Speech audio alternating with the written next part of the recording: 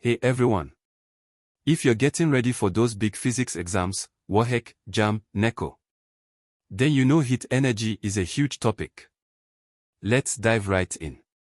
We are going to break down all the core ideas and most importantly, show you exactly how to use them to solve real exam questions. Alright, we've got to start at the beginning. What exactly is heat energy anyway? It's really easy to think that heat is something an object has, right?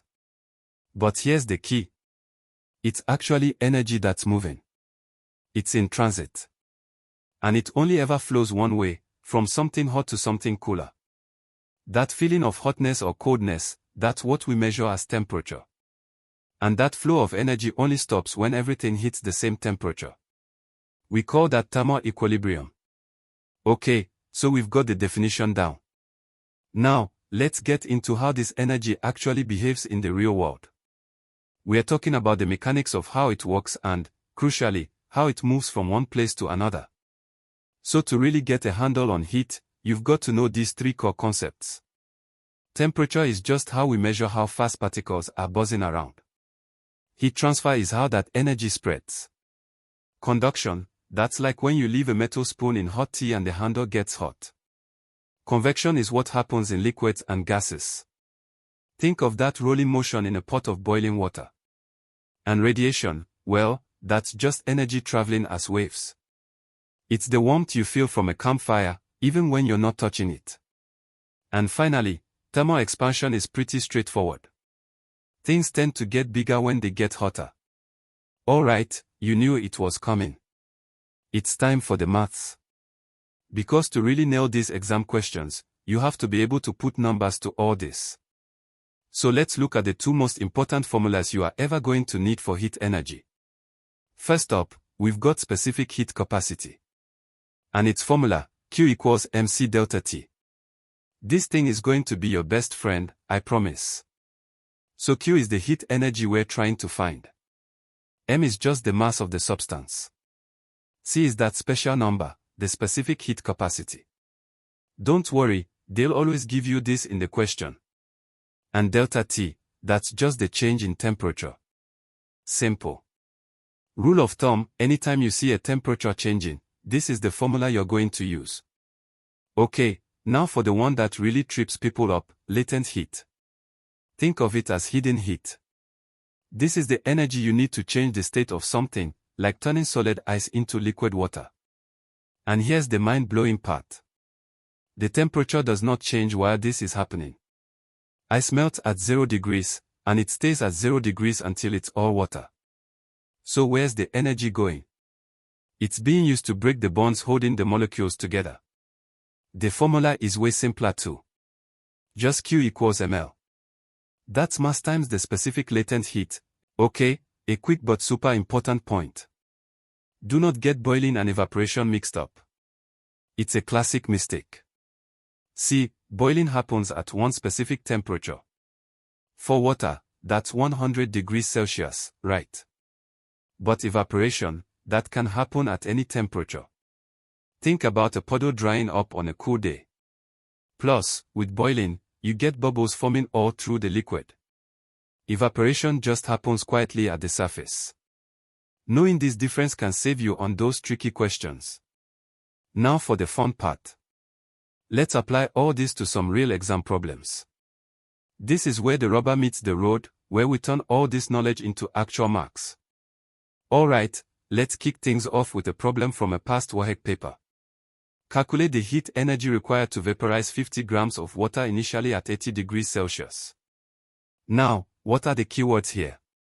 Vaporize and initially at 80 degrees. That should scream two-step problem at you. Why? Because you can't vaporize water at 80 degrees. Let's break it down. So step 1, we have to get that water from 80 degrees up to its boiling point, which is 100 degrees Celsius. And since the temperature is changing, we use our first formula, Q equals mc delta T.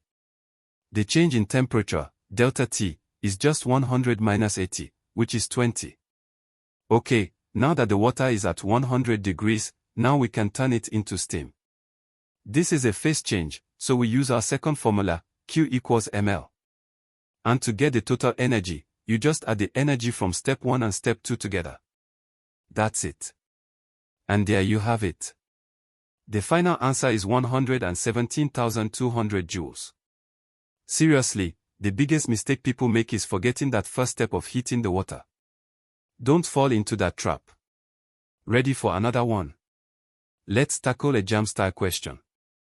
What is the amount of heat required to raise the temperature of a 0.02 kg ice cube from negative 10 degrees Celsius to 10 degrees Celsius?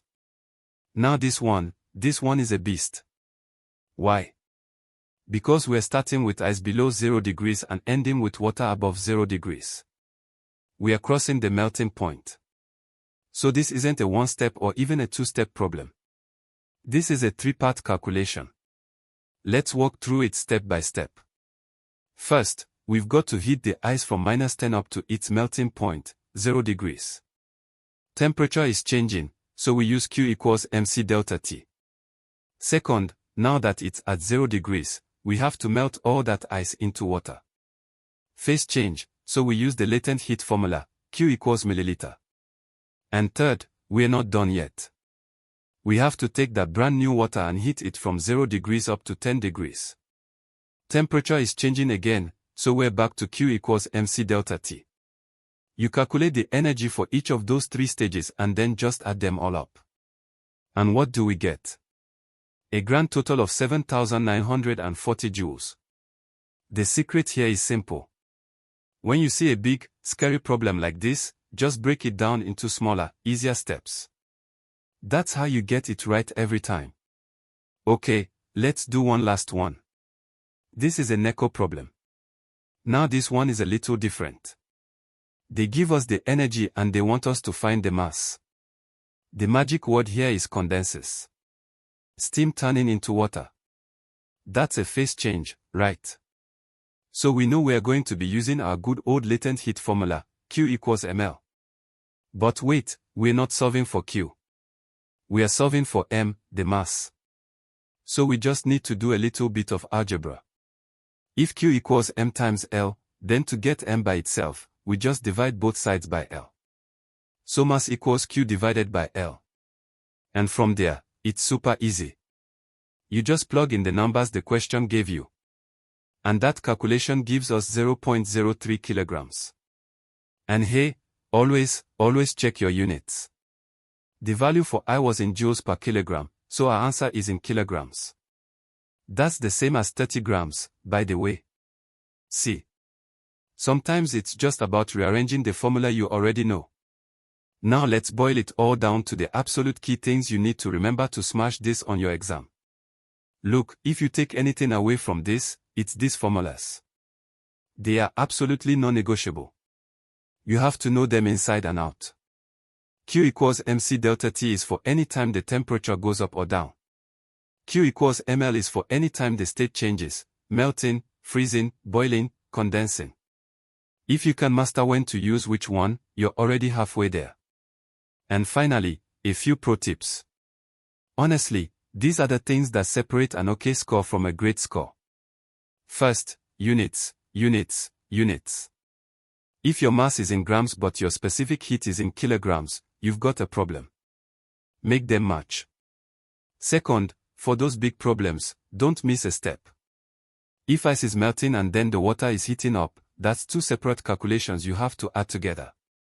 And last but not least, read the question like a detective. Look for those keywords: melts, vaporizes, condenses. They are literally telling you which formula to pull out of your toolbox. You've got the tools. You've got the strategy. Now, all that's left is for you to go practice. You've got this. Good luck.